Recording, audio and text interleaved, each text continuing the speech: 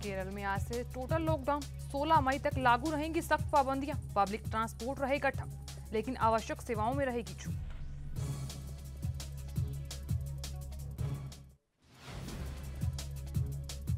Corona के बढ़ते संक्रमण को देखते हुए कर्नाटक के सीएम येदियुरप्पा का ऐलान, राज्य में 10 से 24 मई तक रहेंगे कड़े प्रतिबंध।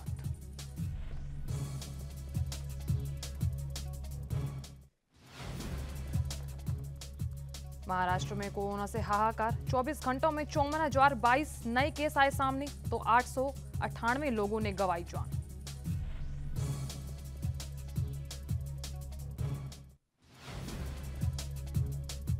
और मुंबई के विमान वाहक पोत आईएनएस विक्रमादित्य पर लगी आग, जांच के दिए गए कड़े आदेश।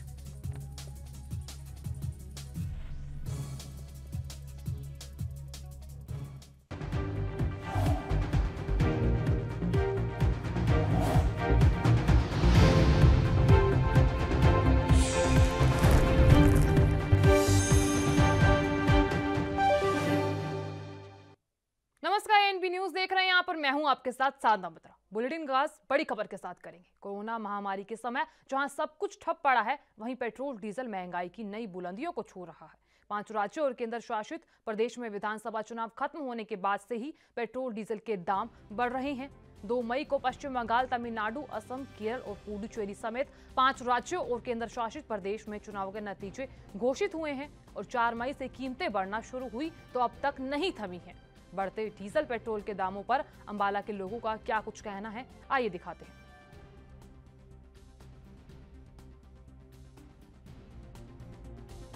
लगातार बढ़ रहे हैं, कभी 24 पैसे बढ़ते हैं, कभी 1 रुपये बढ़ जाता है, तो इससे काफ़ी दिक्कतें आ रही हैं। ये ऊपर से लॉकडाउन लगा हुआ है, ऊपर से कुछ मतलब गवर्नमेंट की तरफ से कुछ वो नहीं मिल रहा है रिस्पॉन्स कि क्या करना है क्या नहीं करना।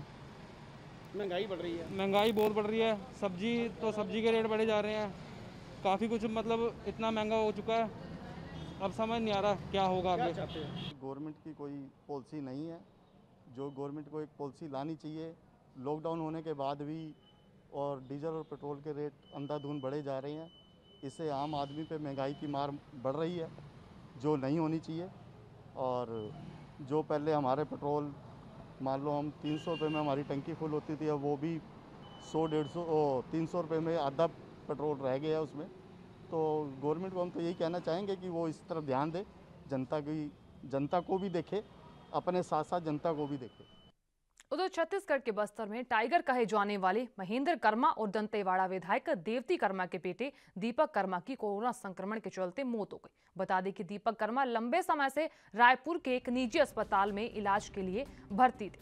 उनके लंग्स में कोरोना के कारण इंफेक्शन हो गया था, जिसके चलते उनकी मौत हो गई थी। उनकी मौत से बस्तर संभाग के सभी जिलों में कांग्रेस के कार्यकर्ताओं में शोक की लहर है। और ऐसे में छत्तीसगढ़ के मंत्री कवासी लखमा ने दीपक कर्मा की मौत पर शोक व्यक्त करते हुए श्रद्धांजलि दी है। कांग्रेस के लिए अपूरणीय क्षति बताया जा रहा है।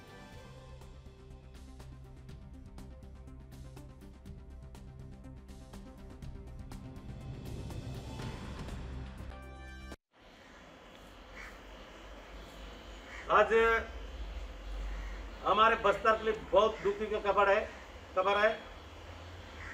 हमारे स्वर्गीय महेंद्र कर्मा का बड़ा बेटा दीपक कर्मा ने कोरोना महामारी से लड़ते हुए जूझते हुए अंतिम सांस लिया है। हम बहुत कोशिश के बाद भी कुछ दिन दंतेवाड़ा में इलाज हुआ, जगदलपुर मेडिकल में इलाज हुआ। मुख्यमंत्री माननीय भूपेश बघेल को जानकारी मिलने से रायपुर बुलवाए। रायपुर में भी मेडिकल टीम लगातार लड़े, लेकिन एक कोरोना महामारी के बीच में लड़ाई को जीत नहीं पाए। अंतिम सांस आज 3 बजे रात को रायपुर में। पश्चिम बंगाल विधानसभा का आज सत्र बुलाया गया है और आज सुबह 11 बजे राज्यपाल जगदीप धनखड़ के अभिभाषण के साथ यह सत्र शुरू होगा और आज विधानसभा अध्यक्ष का चुनाव भी होगा। और ऐसे में टीएमसी ने पूर्व विधानसभा अध्यक्ष विमान बनर्जी को अध्यक्ष पद के लिए नॉमिनेट किया है, जिसका औपचारिक तौर पर आज विधानसभा अध्यक्ष बनना तय है। और इस बीच पहले गुरुवार और शुक्रवार को प्रोटेम स्पीकर, पूर्व मंत्री और टीएमसी का वरिष्ठ नेता सुब्रत मुखर्जी ने नवनिर्वाचित विधायकों को विधानसभा सदस्यता की शपथ दिलाई थी। और ऐसे में बीजेपी ने बंगाल में राजनीतिक हिंसा नहीं थमने तक विधानसभा का सत्र बहिष्कार करने का फैसला लिया है। बंगाल बीजेपी के अध्यक्ष दिलीप घोष ने कहा है कि पार्टी के विधायक विधानसभा में विधानसभा अध्यक्ष के चुनाव का बहिष्कार करेंगे और पार्टी के नवनिर्वाचित विधायक तब तक सदन में नहीं जाएंगे जब तक राज्य में चुनाव बाद हिंसा पर नियंत्रण नहीं हो जाता। उन्होंने साफ तौर पर कहा कि जब तक हमारे विधायकों को पूरी सुरक्षा नहीं मिल जाती तब तक हम विधानसभा में नहीं आएंगे। हम तभी आएंगे जब हमारे विधायक हमारे कार्यकर्ताओं के साथ चल पाएंगे।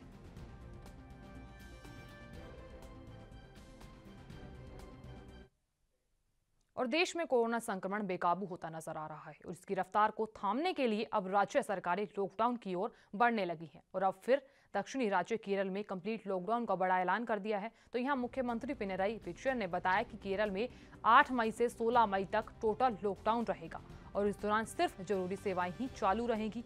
बेवजह घर से निकलने वालों लोगों की मनाही रहेगी और यहाँ केरल सरकार की गाइडलाइन के मुताबिक एक जिले से दूसरे जिले में जाने में भी पाबंदी रहेगी। सिर्फ इमरजेंसी होने पर ही इसकी अनुमति होगी और पब्लिक ट्रांसपोर्ट की पूरी तरह से बंद रहेगी। हालांकि ट्रेन और फ्लाइट चालू रहेंगी, लेकिन इस बीच दूसरे राज्यों से केरल आएंगे उन्हें कोविड-19 जोग्रता पोर्टल पर रजिस्टर करना होगा या फिर उन्हें होटल या किसी संस्था में 14 दिन क्वारंटीन में रहना होगा और यहाँ इसका खर्चा उन्हें खुद उठाना पड़ेगा।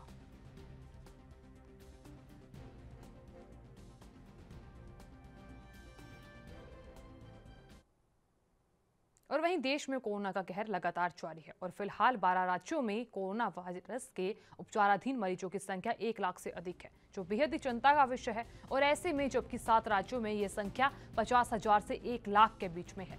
और शुक्रवार को स्वास्थ्य मंत्रालय ने कहा कि देश में 24 राज्यों में फिलहाल 15% से अधिक संक्रमण दर है और 9 राज्यों में यह दर 5 से 15% के बीच है। मंत्रालय ने साफ तौर पर बताया कि महाराष्ट्र, उत्तर प्रदेश, दिल्ली और छत्तीसगढ़ उन राज्यों और केंद्र शासित प्रदेशों में शामिल हैं जहां कोविड-19 के रोजाना मामलों में लगातार कमी आ रही है।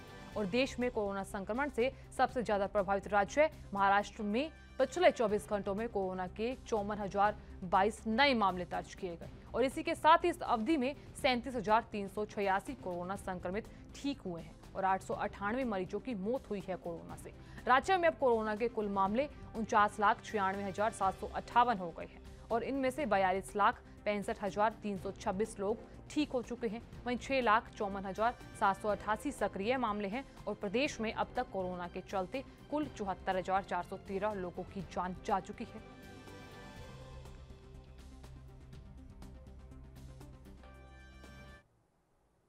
उधर झारखंड के रांची सदर अस्पताल से एक दर्दनाक खबर सामने आई है। यहां ऑक्सीजन सप्लाई में आई तकनीकी खराबी से 5 मरीजों की मौत हो गई है और ऐसे में बताया जा रहा है कि शुक्रवार को सदर अस्पताल में लीकेज के कारण मोक्स रेगुलेटर अचानक फट गया और इससे करीब 1.25 घंटे तक आईसीयू में ऑक्सीजन की सप्लाई रुक गई है और इस घटना के तुरंत बाद ऑक्सीजन फ्लो प्रेशर 50 से 12 तक पहुंच गया और कुछ भी समय में गंभीर स्थिति में वेंटिलेटर पर और हाई फ्लो सपोर्ट पर 5 मरीजों ने दम तोड़ दिया। इस दौरान तो यहाँ हॉस्पिटल के वार्ड में जंबो सिलेंडर था जिसे कनेक्ट करने का प्रयास किया गया और हालांकि इसमें जब तक 5 मरीजों की यहाँ मौत हो गई और यहाँ मरीजों के परिजनों की माने तो ऑक्सीजन के अभाव में मरीजों ने उनके सामने तड़प तड़प कर दम तोड़ दिया और फिलहाल 5 मरीजों के मौत से बाकी परिजनों में भी दहशत का माहौल दिखाया जा रहा है।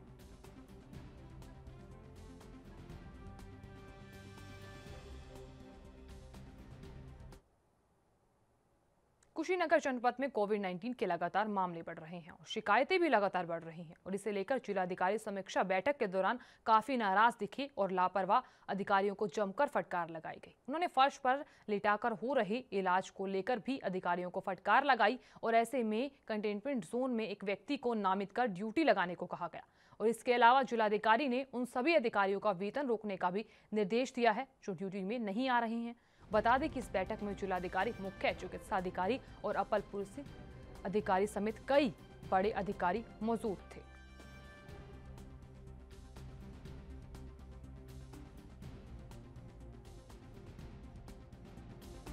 मरीजों को हो रहे इलाज से जिलाधिकारी काफी सख्त दिखे।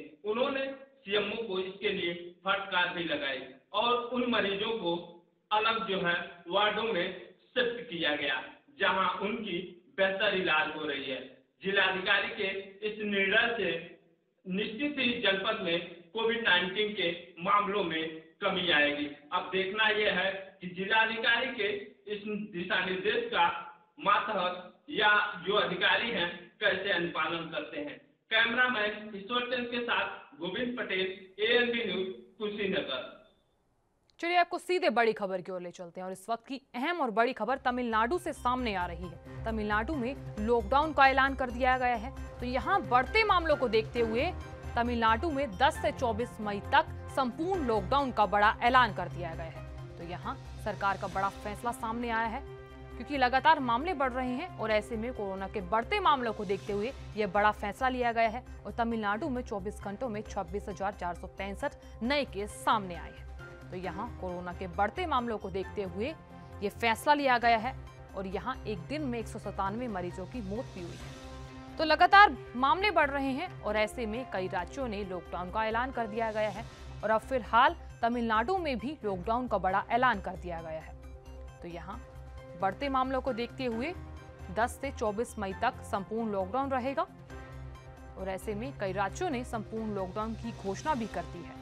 कोरोना के बढ़ते मामलों को देखते हुए ये बड़ा फैसला लिया गया है। तमिलनाडु में 24 घंटों में 26,465 नए मामले सामने आए और वहीं अगर बात मरने वालों की तादाद की करें तो राज्य में एक दिन में 197 मरीजों की मौत भी हुई है। तो ये बड़ा फैसला कोरोना के बढ़ते मामलों को देखते हुए लिया गया है।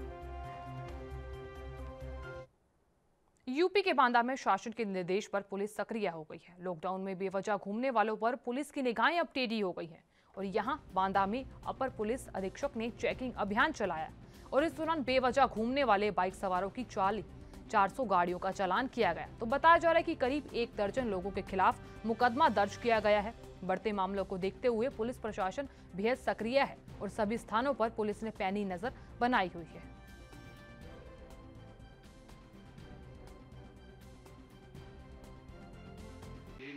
लगातार जो कोरोना बढ़ रहा है, संक्रमण बढ़ रहा है, उसको लेकर आज पुलिस प्रशासन सख्त नजर आ रहा है। आपको बता दें कि बांदा जिले में जो लोग बगैर मास्क के या दुकानदार जो लोग घूमते हुए नजर पाए गए हैं उनका चालान किया गया।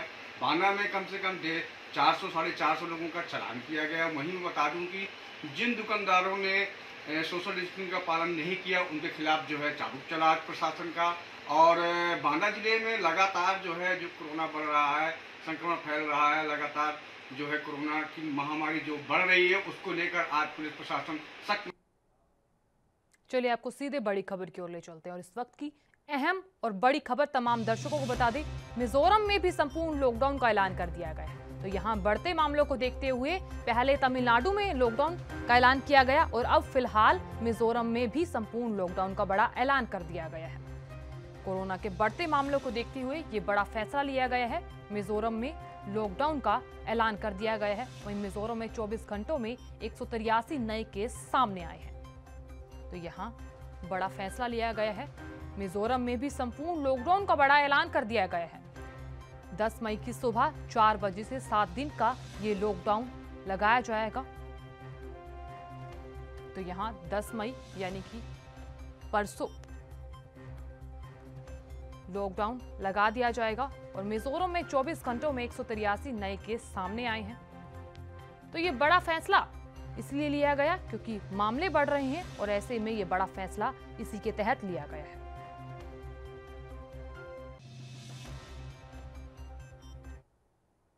और यहां लेंगे एक छोटा सा ब्रेक। बने रहिए हमारे साथ और देखते रहिए ANB न्यूज।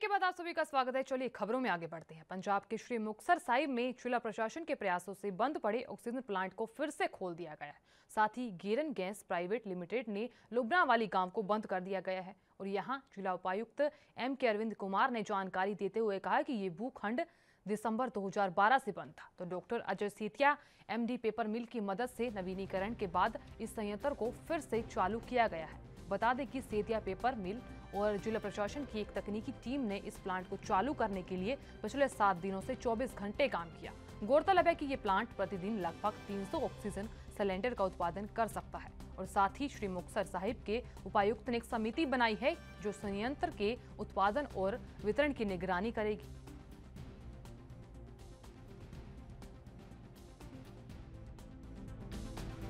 ਸਾਨੂੰ ਪਤਾ ਲੱਗਿਆ ਕਿ ਜਦੋਂ ਆਕਸੀਜਨ का शार्टेज शुरू होया है देश ਵਿੱਚ उस समय हर जिला ने आसपास देखते हैं कि ऑक्सीजन का इंतज़ाम हो जाए। फिर साढ़े नोटिस में आई सी कि एक डिफंक्ट प्लांट है। Then there is a paper mill, Setia paper mill. Doctor Ajay Setia, he is by profession he is a doctor. उन्होंने प्रपोजल लेके आए कि अपने पेपर मिल CSR में असी इसका रीस्टोर कर सकते हैं। दैन असी मालक नू ग्रीन गैस फील्ड मालक नू बुला के असी बात किया है, ही रेडीली अग्री फॉर इट। फिर अच्छा प्रोग्राम बन गया। से पेपर मिल का सारा मैन पावर एंड रिसोर्सिस ला के एंड इन्हां दा सहयोग नाल इन्हां दा टीम ग्रीन फील्ड गैस का भी उन्हां दा टीम नाल ला के अपने district engineering wings like public health का ऑफिसर, इंडस्ट्रीज का ऑफिसर दिन रात काम करके 10 दिनों में इसका रीस्टोर कर। उधर यूपी के लखनऊ में कोरोना से संक्रमित लोगों को विराज सागर दास निःशुल्क भोजन उपलब्ध करा रहे हैं। और ऐसे में बताया जा रहा है कि विराज सागर दास ऐसे कोविड संक्रमित लोगों को उनके घर पर सुबह शाम दोनों वक्त का खाना उपलब्ध करा रहे हैं। जिनका कोई नहीं है, जो किसी कारण से मजबूर हैं, उन्हें भोजन उपलब्ध कराया जा रहा है।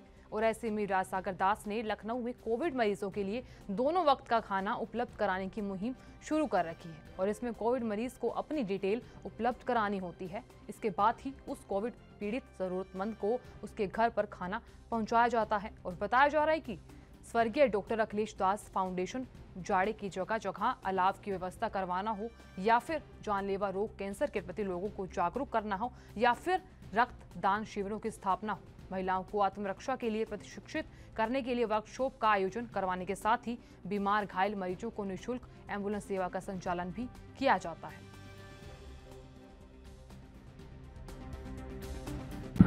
सबसे पहले तो मैं सबके अच्छे स्वास्थ्य की प्रार्थना और कामना करता हूँ। जो लोग कोविड से पीड़ित हैं, हम आशा करते हैं कि जल्द से जल्द ठीक हो। हमारे को इसका आइडिया है कि हमारे परिवार में भी कुछ जनों को कोविड हुआ था और हमने रियलाइज़ करा कि उनको इतने कमज़ोर हो रहे हैं कि उन्हें खाना नहीं मिल रहा, तो हम अपने घर से भेज रहे थे। तो हमें आइडिया है कि हमारा किचन है, हम वहाँ पे चालू करें। और इस वक्त लगभग हम 500 जनों को लंच में और 500 जनों को डिनर में खाना प्रदान करा पा रहे हैं उनके घरों में। इसको हम बढ़ा के और आगे लेके जाना चाहते हैं। पर हमारी foundation doctor Akhilesh Das Gupta foundation पिछले पूरे महीने से लगभग कोविड सेकेंड वेव में बहुत सारी चीज़ें कर चुकी है। हमने लगभग 5000 हमारे पुलिस के भाइयों और बहनों को जो हमारी रात दिन सुरक्षा कर रहे हैं उनको मास्क, सैनिटाइज़र बांटे हैं। हमने लगभग 10,000 लोगों को गरीब बस्तियों में राशन पहुँचाया है उनके परिवारों के लिए। हम लोग जितना हो सके हमारी एम्बुलेंस सर्विसेज चल रही हैं, उससे जो कोविड पीरियड लोग हैं उनको फ्री एम्बुलेंस सर्विसेज दे रहे हैं। उसमें हमने ऑक्सीजन सिलेंडर का भी कोशिश करिए लगाने की। तो जो हमसे हो पा रहा है हम कर रहे हैं। और अगर कोई गरीब है जिसको अगर मेडिसिन नहीं पहुंच पा रही है और हमारे को वो रीच आउट करता है, तो हम कोशिश करते हैं कि हम उसको इमरजेंसी में मेडिसिन भी पहुंचा सकें। चलिए आपको सीधे बड़ी खबर की ओर ले चलते हैं। और इस वक्त की अहम और बड़ी खबर केरल से सामने आ रही। तो केरल में आज से टोटल लॉकडाउन शुरू हो गया है। राज्य में 16 मई तक लागू रहेंगी ये सख्त पाबंदियां। तो ये बड़ा फैसला लिया गया है। केरल में आज से लॉकडाउन की शुरुआत हो गई है। लॉकडाउन में पब्लिक ट्रांसपोर्ट ठप रहेगा। तो आवश्यक सेवाओं को फिलहाल के लिए छूट दी गई है। तो ये अहम फैसला लिया गया है। बढ़ते मामलों को देखते हुए केरल में आज से टोटल लॉकडाउन की शुरुआत हो चुकी है। राज्य में 16 मई तक सख्त पाबंदियां रहेंगी। तो ये बढ़ते मामलों को देखते हुए सख्त फैसला लिया गया है। लॉकडाउन में पब्लिक ट्रांसपोर्ट ठप हो चुका है, लेकिन यहां आवश्यक सेवाओं में छूट दी गई है। तो कोरोना को देखते हुए ये अहम फैसला लिया गया है। तो इस दौरान बेवजह सड़क पर घूमने वालों के चालान भी काटे जा रहे हैं और ये तस्वीरों में भी आप साफ तौर पर देख पा रहे हैं कि पुलिस प्रशासन कितना ज़्यादा सख्त नजर आ रहा है। केरल में आज से टोटल लॉकडाउन की शुरुआत हो चुकी है। राज्य में 16 मई तक सख्त पाबंदियां रहेंगी। तो यहां बढ़ते मामलों को देखते हुए ये बड़ा फैसला लिया गया है। यूपी के अयोध्या में बढ़ते कोरोना संक्रमण को देखते हुए जिला प्रशासन ने कमर कस ली है और इस दौरान कोरोना विज्ञान के तहत अभियान चलाया जा रहा है और ऐसे में यहां वैक्सीन के तहत ये बड़ा अभियान चलाया जा रहा है। 45 वर्ष से अधिक व्यक्तियों को स्वास्थ्य विभाग की टीम जागरूक कर रही है और साथ ही कोरोना वैक्सीन भी लगाई जा रही है।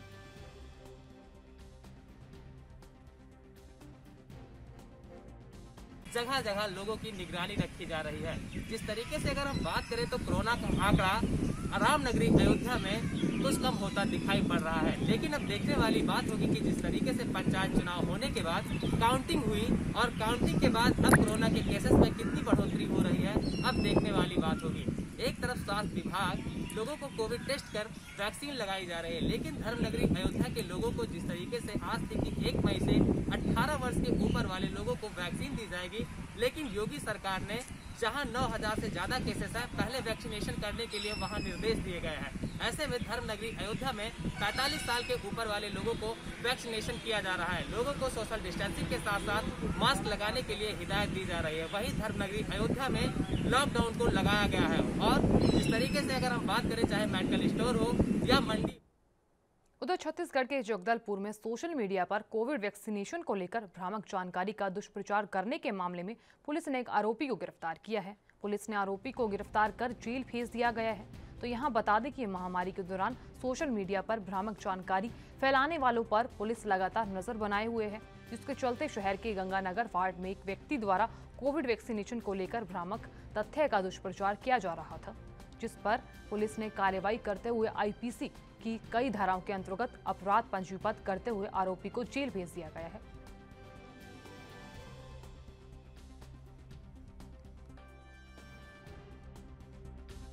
थाना बोधघाट क्षेत्र के हैं, जहां थाना क्षेत्र अंतर्गत गंगानगर वार्ड है और इस गंगानगर वार्ड का एक व्हाट्सएप ग्रुप संचालित है।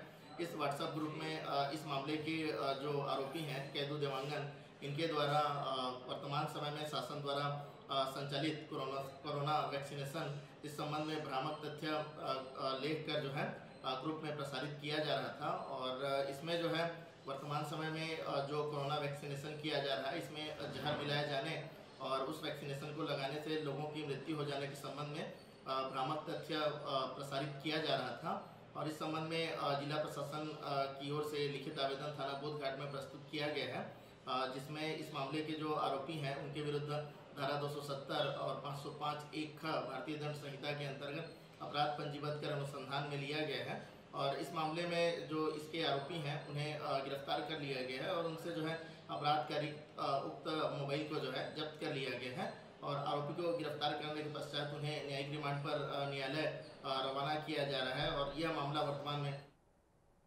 फिलहाल के लिए उस बुलेटिन में इतना ही। आप देखते रहिए ANB न्यूज़। नमस्कार।